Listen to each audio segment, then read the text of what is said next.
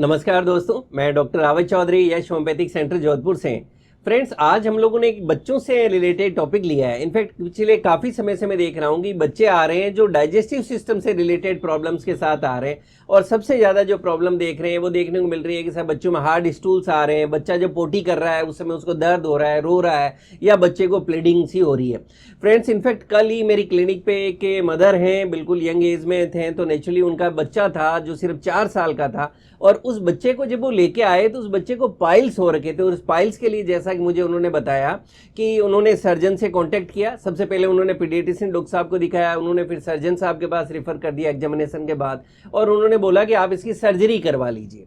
तो जब उनको लगा कि पाइल्स के लिए सर्जरी करवानी पड़ेगी सिर्फ 4 साल के बच्चे के लिए, तो उनको किसी ने सजेस्ट किया कि आप होम्योपैथी क्यों नहीं लेते, होम्योपैथी से पाइल्स ठीक हो जाते हैं। वो मेरे पास क्लिनिक पे आए और हमने उनका ट्रीटमेंट स्टार्ट किया।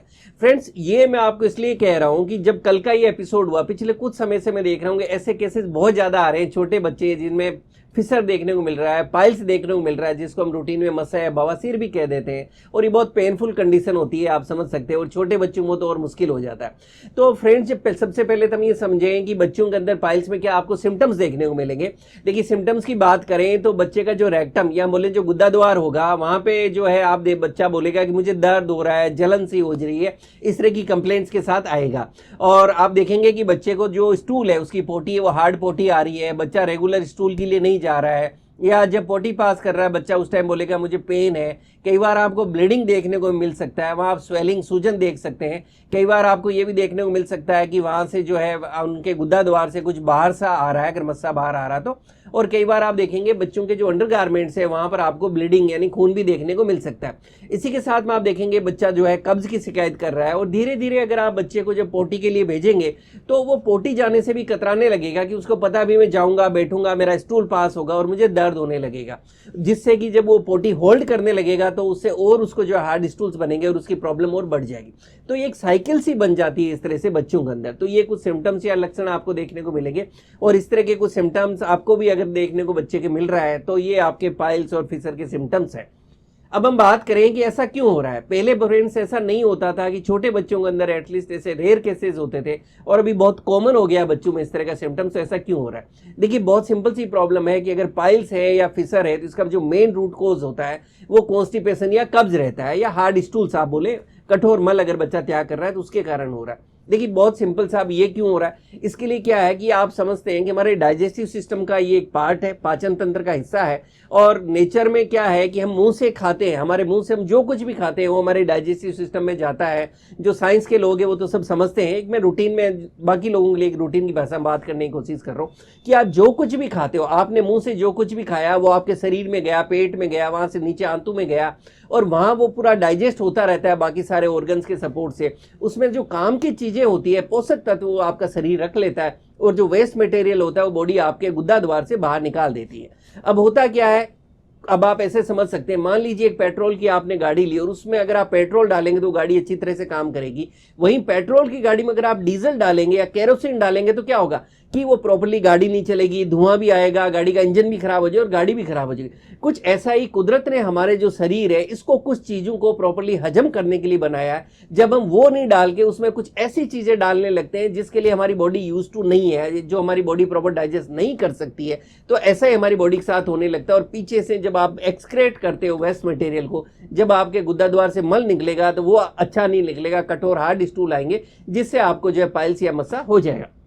अब डाइट के अंदर ऐसे बच्चों के अंदर हमने देखा कि कॉमन गलतियां देखने को मिलेगी। देखा गया कि ये बच्चे पैक्ड फूड आइटम्स ज़्यादा खा रहे हैं, जो बहुत कॉमन प्रैक्टिस है। आज के बच्चों के अंदर बात कीजिए तो बोलेंगे हम बिस्किट्स भी खाएंगे, चॉकलेट्स भी खाएंगे, कई तरह के फूड आइटम्स में जिनका नाम नहीं लेना चाहूँगा ब्रांड्स का, लेकिन जो है घर पे मार्केट से आप उन आइटम्स को लाते हो, घर पे जो है उनको वापस फ्रेश जो है कुक करते हो, तैयार करके आप बच्चों को खिलाते हो। कई तरह के चिप्स आते हैं, कई तरह के दूसरे प्रोडक्ट्स आते हैं जिनको जो है आप प्लास्टिक की पैकिंग में ला रहे हैं, खोल के आप बच्चे को खिला रहे हैं। तो ये सारे जो फूड आइटम्स है नेचर ने या प्रकृति ने हमें नहीं दिए, तो छोटा बच्चा जो भी पैदा हुआ है उसका शरीर उनको डाइजेस्ट करने का यूज टू नहीं होगा, करेगा जरूर, लेकिन धीरे धीरे यही होगा कि लास्ट में जैसे मैंने बताया कि वो गाड़ी का इंजन खराब हो जाएगा, ऐसे इन बच्चों के डाइजेस्टिव सिस्टम खराब हो रहे हैं और ये बीमारियां आ रही है। इसी तरह से वो बच्चे जिनको आप जो है कोई तरह की कोल्ड ड्रिंक्स दे रहे हैं या दूसरी कोई पैक्ड ड्रिंक्स दे रहे हैं, हर टाइम आइसक्रीम्स दे रहे हैं, इवन अगर आप पैक्ड जूसेस भी दे रहे हैं तो मैं उसको भी बोलूंगा आप मत दीजिए। उसके बजाय आप बच्चे को घर पे लाके फल खिलाएं। लेकिन आप कोई भी पैक्ड जूस ला रहे हैं, मान के चलिए उसमें कई तरह के जो है प्रिजर्वेटिव्स, एडिटिव्स और कई तरह के जो है इस तरह की चीजें डली है, जो केमिकल्स उसमें 100% डले हुए, इसीलिए जो है वो इतने समय तक चल सकता है। वरना घर पर आप जूस बनाइए थोड़ी देर में खराब हो जाता है, क्योंकि वो प्राकृतिक है, नेचुरल है। इसी तरह से वो बच्चे जो कोई तरह के दूसरे फ्राइड आइटम्स ले रहे हैं या pizza, burger, momos, processed foods ले रहे हैं या माइक्रोवेव के आइटम्स ज्यादा ले रहे हैं या और कोई फ्रोजन मील्स ले रहे हैं या फ्रिज का जैसे ठंडा पानी ज्यादा पी रहे हैं, तो ये सारी चीजें उनके डाइजेस्टिव सिस्टम को स्लो करती है, खराब करती है, जिसके कारण कॉन्स्टिपेशन होगा और पाइल्स हो जाएगा। फ्रेंड्स, ऐसे के अंदर मैंने ये भी देखा कि बहुत से लोग कहते हैं हमारा बच्चा इतना नहीं खाता जितना दूसरे खाते हैं। तो आप ये देखें, अगर बच्चा एक दिन मान लीजिए उसने कोई एक आइटम खाया, दूसरे दिन दूसरा खा रहा है, तीसरे दिन कोई तीसरा, ऐसे डेली कोई ना कोई अगर इस तरह की चीजें खा रहा है तो नेचुरली उसका पेट खराब होने वाला है। अब हम बात करते हैं इसके ट्रीटमेंट की। ये हमने कारण को समझा। देखिए, ट्रीटमेंट नेचुरली हमें यही सारी जो गलतियां उनको सुधारना है, हमें डाइजेस्टिव सिस्टम पे काम करना है, हमें सिर्फ वही चीजें खिलानी है जो बच्चा आराम से डाइजेस्ट कर सके। तो वो क्या है? वो होते हैं सारे फल।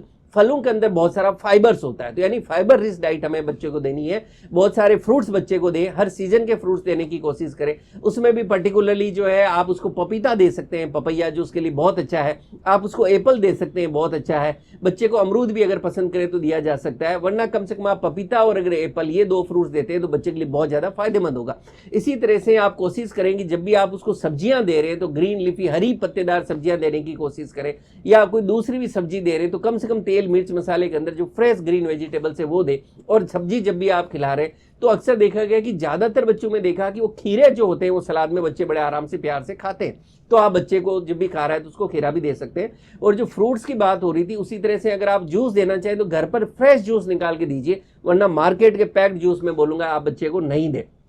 इसके साथ बच्चे को प्रॉपर हाइड्रेट रखने के लिए जरूरी है कि उसका लिक्विड इंटेक अच्छा हो, उसको खूब सारा पानी पिलाएं। आप पानी दे सकते हैं, आप बच्चे को छाछ पिला सकते हैं, आप नींबू पानी बना के भी दे सकते हैं। इस तरह से बच्चे की देखेंगे जो लिक्विड है उसकी इंटेक भी अच्छी रहे, जिससे प्रॉपरली उसको स्टूल जो है सॉफ्ट रहे। ऐसा हमें अक्सर क्वेश्चन आता है कि सर क्या बच्चे को दूध दिया जाए, कि बच्चों को तो दूध पिलाया ही जाता है। आप बच्चे को दूध पिला सकते हैं। उसके लिए आप क्या करें, थोड़ा दूध है उसको गुनगुना कर लें और उसके अंदर आप एक छोटा चम्मच जो घी होता है, देसी घी की मैं बात कर रहा हूं, अगर आपको गाय का अच्छा घी मिलता है तो आप दूध के अंदर एक जो छोटा चम्मच है वो घी मिक्स कर ले अच्छी तरह से और फिर बच्चे को आप पिला दें।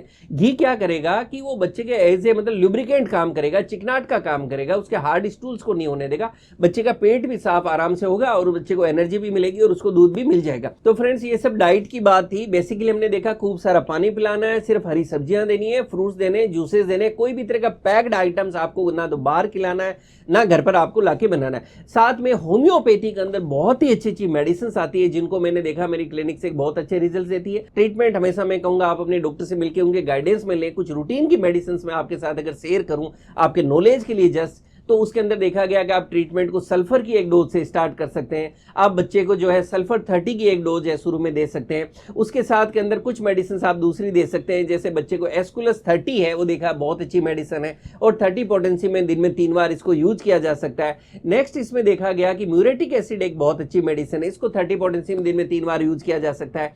साइलिसिया को बच्चों के अंदर एक बहुत अच्छी मेडिसिन देखा गया, जहां भी हार्ड स्टूल्स है या कॉन्स्टिपेशन की प्रॉब्लम है या पाइल्स की जो प्रॉब्लम आ रही, तो साइलिसिया 30 भी एक बहुत अच्छी मेडिसिन है बच्चों में।